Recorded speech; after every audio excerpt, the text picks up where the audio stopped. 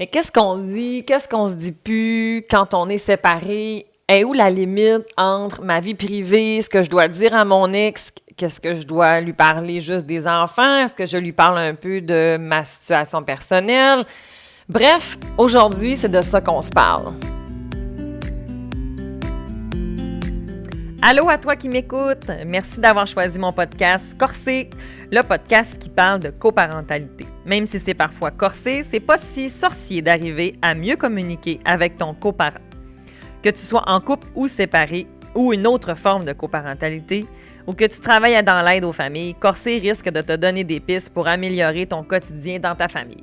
Je suis Cynthia Girard, psychoéducatrice, médiatrice familiale et psychothérapeute coparentale et je te souhaite des réponses et du plaisir, car Corsé, ça commence maintenant!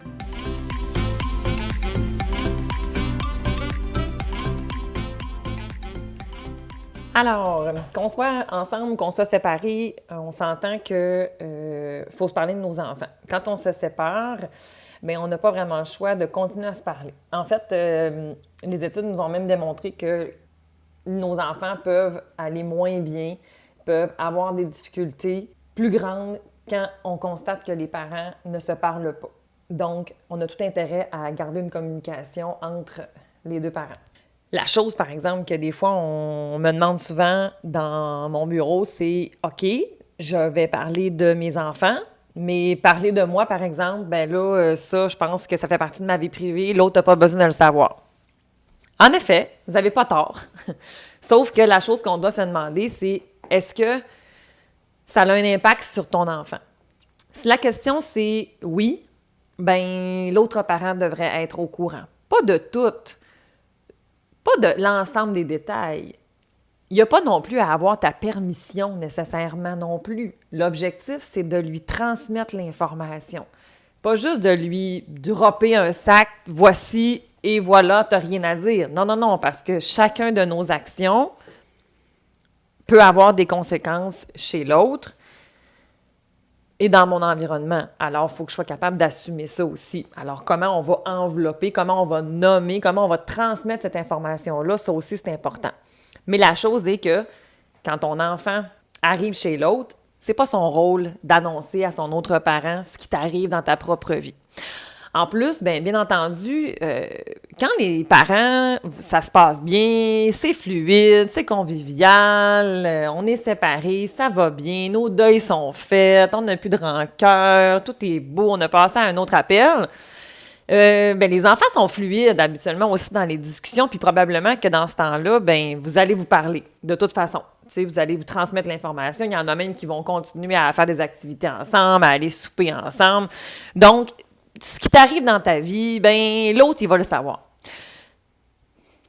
La situation est que quand on est moins copain-copain, quand c'est encore difficile, quand notre deuil n'est pas complété, quand il y en a un des deux qui n'est pas en même place, quand j'ai encore de la colère, quand c'est difficile, l'enfant, il s'en rend bien compte. Là. Nos cocos, là, sont intelligents, sont wise, ce qui est une excellente chose, dans le fond, tant mieux. Mais des fois, on essaye fort de ne pas leur faire sentir comment on se sent, mais finalement, c'est des éponges. Fait qu'ils le sentent très bien, puis ils le savent, ce qui se passe. Alors, l'information qui provient de l'un ou de l'autre, ça se peut que petit coco, il se sente coincé, puis qu'il ne va pas t'en parler. Parce qu'il veut pas te faire de peine, parce qu'il veut pas te fâcher, parce qu'il est mal à l'aise par rapport à son autre parent. J'ai-tu le droit de le dire? J'ai-tu pas le droit de le dire? Voyez-vous, ça le place dans une situation où est-ce qu'il est coincé entre les deux. Lui, c'est sa vie. Ce qui se passe pour maman, puis ce qui se passe pour papa, c'est important. Des fois, pour les plus vieux, ça leur importe moins, mais encore là, ça dépend de chacun des enfants. C'est vraiment variable. Il n'y a pas un scénario pareil. Il y a plusieurs situations similaires. Mais comment moi je réagis, comment l'autre réagit, comment mon enfant réagit et quelle est la dynamique totale, c'est unique à chaque situation familiale. Alors, c'est pour ça qu'on veut dégager notre enfant. OK? Même si je ne m'entends pas super bien avec mon autre parent, je dois transmettre certaines informations qui appartiennent à ma vie privée parce que l'autre parent doit être informé pour pouvoir être éclairé puis pour pouvoir être vigilant par rapport aux réactions de notre enfant. Je vous donne un exemple. Mettons que moi, Ma mère est malade, puis elle vient d'être hospitalisée, puis on est inquiet, puis petite cocoune, elle vient de vivre ça, puis là, elle s'en va chez son père. Bon, bien entendu, on va, dans mon exemple, prendre en considération que moi puis le père, c'est pas l'amour fou, OK? Donc, petite cocoune s'en va chez papa, puis là, elle arrive là-bas, puis elle est frululu. Elle s'oppose aux règles, elle n'est pas d'accord avec ce que papa met en place, plus difficile de coucher, bon, OK. Puis là, ça se met ici, son père finit par mettre en place des conséquences. En ne respectant pas la règle, tu te retrouves à avoir une conséquence, ma chérie. Mais petite cocoune, elle n'a toujours pas expliqué à son père ce qui se passe dans sa tête. Peut-être que c'est pas lié avec ça, mais peut-être que ça l'est aussi. Est-ce que l'intervention de papa n'était pas adéquate? Non, pas du tout, pas nécessairement. Est-ce qu'elle était optimale? Bien ça, peut-être pas nécessairement non plus. Parce qu'en fait, dans la mesure où est-ce que papa sait que ma mère est rentrée à l'hôpital, puis que Cocoon, là, sa grand-maman, là, est drôlement importante parce qu'elle la voit comme plusieurs fois par semaine, ça se peut que ma petite Cocoon, elle soit juste inquiète de grand-mère, puis ça fait en sorte que là, son cerveau émotionnel est pas mal envahi. Puis ça fait en sorte que de prendre des décisions, c'est difficile. D'écouter les consignes, c'est difficile. Fait que comment elle s'adapte? Elle s'oppose. Puis elle trouve ça dur. Alors, si papa a cette information-là, au moment où est-ce qu'il en est conscient, son intervention peut ressembler plus à quelque chose du genre « Hey, Cocoon, ça se peut-tu que là, tu sois inquiète de grand-mère? » Oh, et là, on regarde les yeux de cocotte qui fait comme « Ah ouais, c'est ça, tu m'as compris. » Est-ce que ça excuse ses comportements? Non, pas nécessairement. Mais ça nous permet de pouvoir l'accompagner, ça nous permet de pouvoir comprendre. Et là, de peut-être même pouvoir aller un peu plus loin, c'est ce papa-là. Est-ce que tu veux qu'on en parle de grand-maman? Qu'est-ce qui t'inquiète de grand-maman? Hein? Parce que si, mettons qu'on fait une semaine, là, elle n'aura pas de nouvelles avant une semaine. Mettons qu'on se parle pas bien, là, tu sais. Peut-être que dans cette situation-là, papa pourrait offrir, veux-tu, on va appeler maman, puis on va demander comment va grand-mère. Oh, wow, oui, tellement! Ça va la rassurer. C'est pas ton besoin de parent qui primaude, c'est le sien. Comment je peux jongler avec les deux? Ça veut pas dire que toi, t'es prêt, le papa, il est prêt à aller, dans mon exemple, à l'hôpital.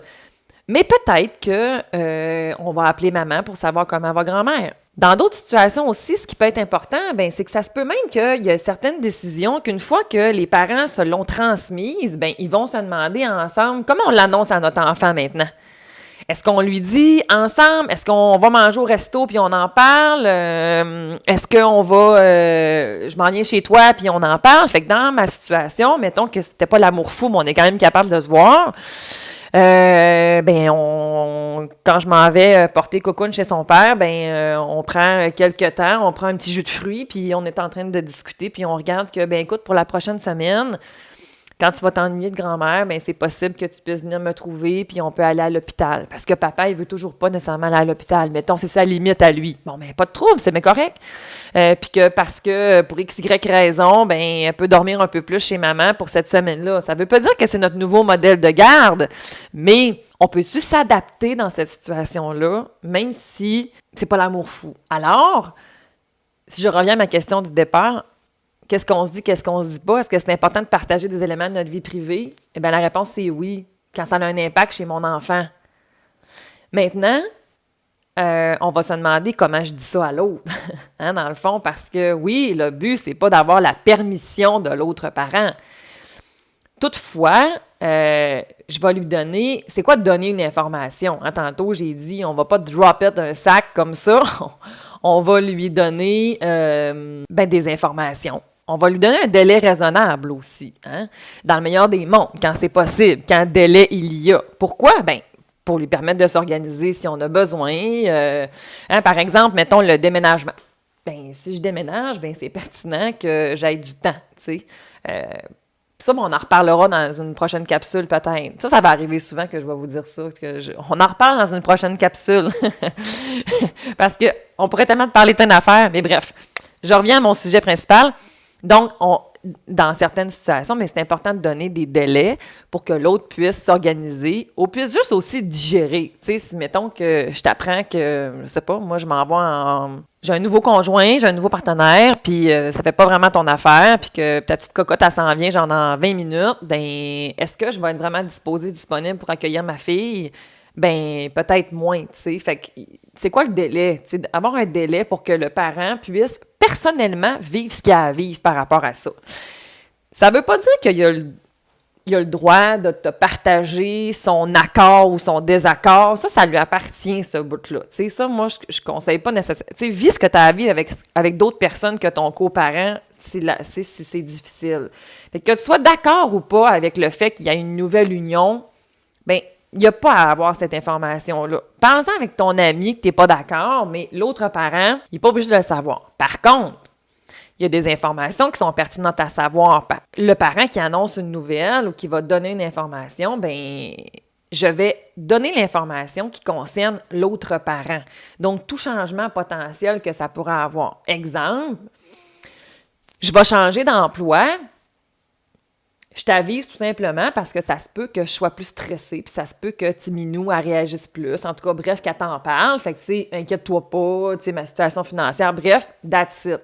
Mais, mettons que je change d'emploi, puis ça fait en sorte que, au niveau de notre temps parental, je pourrais plus faire du 3-2-2-3.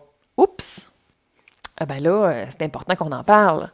Parce que l'autre personne n'est pas responsable de tes choix. OK? Mais, vous êtes des parents. Fait qu'on continue à devoir prendre des décisions ensemble. Fait qu'on doit co-construire et collaborer. Qu'est-ce qu'on va faire avec cette information-là? Alors ça, c'est important de le considérer puis d'en parler. L'autre chose aussi, c'est que le parent qui reçoit cette information-là, ben vous la recevez, vous ne la commentez pas. Hein? Dans le fond, vous n'avez pas à la commenter nécessairement.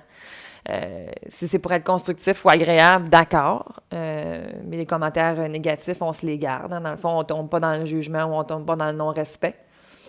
Au même titre que le parent qui l'annonce. Le parent qui l'annonce, ben, tu sais, c'est aussi du respect. Tu sais, salut, je déménage en Ontario. Bye! Non, ça fonctionne pas comme ça. L'autre chose que je trouvais importante, c'est que ben, le parent qui reçoit l'information, ben, il a le droit de poser des questions. Là. Hein? Ça veut pas dire que tu peux rien dire. T'sais, ça veut dire que tu as le droit d'avoir des informations, mais faire attention, par exemple. C'est des informations qui te concernent toi ou qui concernent ton enfant. Hein? Puis ça, ben, des fois, je vais donner l'exemple justement avec un nouveau conjoint. OK? Ben, un nouveau partenaire, tu sais, OK, tu as un nouveau partenaire, parfait, mais j'ai le droit d'avoir un peu d'informations sur cette personne-là. Au même titre, mettons que quand tu commences une nouvelle année scolaire, puis tu rencontres la prof, souvent, je ne sais pas pour vous, mais souvent, quand tu arrives à la première fois que tu as rencontré le professeur, bien, ton enfant, il l'a déjà rencontré. Ce qu'on peut faire dans ce temps-là, bien, c'est qu'on a eu de l'information d'autres personnes, ou bref, puis on va se faire notre propre idée. L'autre chose aussi, c'est qu'on fait confiance à l'institution scolaire qui ont engagé quelqu'un de compétent. Fait que, tu sais, je donne une confiance en quelque chose. Hein? Habituellement aussi, les enseignants, ben ils sont compétents, tu sais, fait qu'ils ont un diplôme et tout ça. Dans le contexte avec le nouveau conjointe de ton ex-partenaire, ben fais-lui confiance. Probablement qu'il va avoir fait un bon choix. Hein? Il t'a choisi un jour. Fait que je présume que tu considères que tu étais un bon choix. Alors, tu sais, faut lui faire confiance, un minimum de confiance. Ça se peut que ce soit pas ton meilleur, ça n'aurait pas été ton meilleur choix, mais au final, probablement que ton coparent va avoir choisi un partenaire qui va être bien pour ton enfant aussi, tu sais. L'autre chose, ben, c'est que quand tu rencontres l'enseignant, ben, on va apprendre à le connaître, on va lui demander un peu d'informations, on va savoir un peu son pédigree, hein, dans le fond. Mais j'aurai pas toutes les informations, parce qu'en même temps, elles sont pas toutes nécessaires.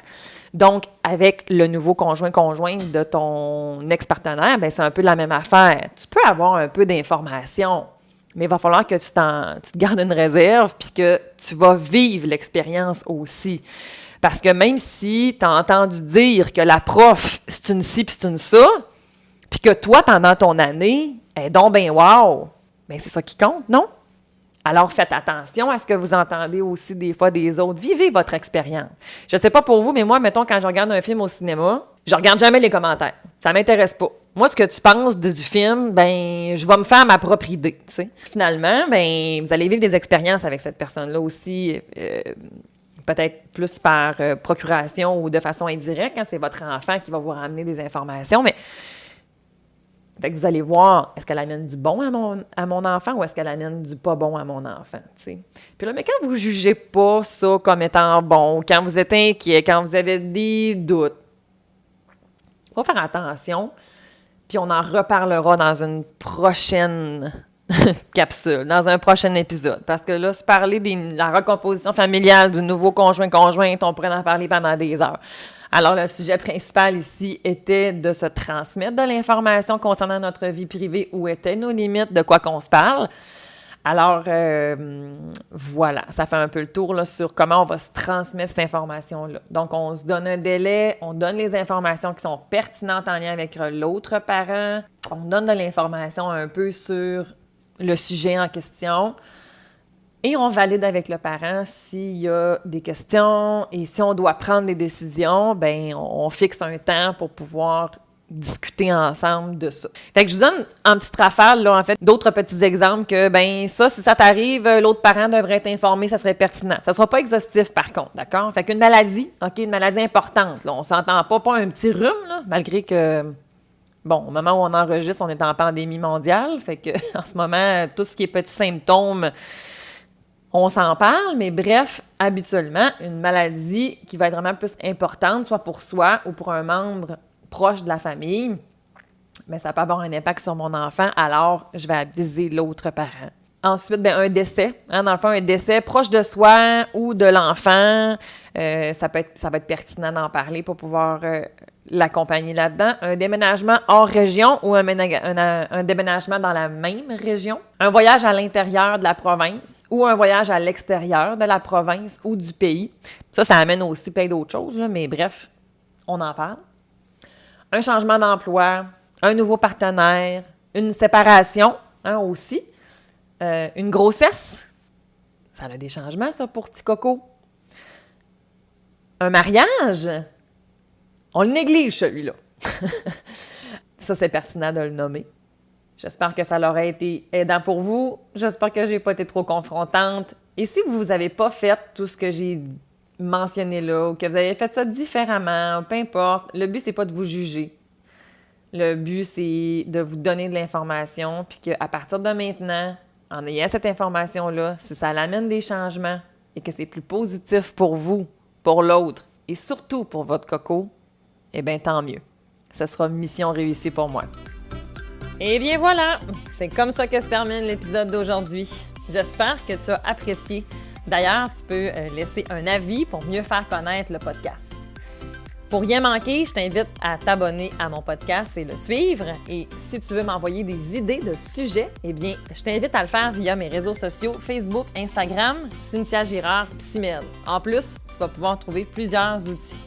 Et pour mieux me connaître et voir tous les services offerts, rends-toi directement à girardcynthia.com. Rappelle-toi que si je t'ai bousculé aujourd'hui, je l'ai fait avec tout mon amour et toute ma bienveillance. Et ça, dans le but unique d'améliorer ta situation familiale. Alors, on se voit la semaine prochaine. Salut!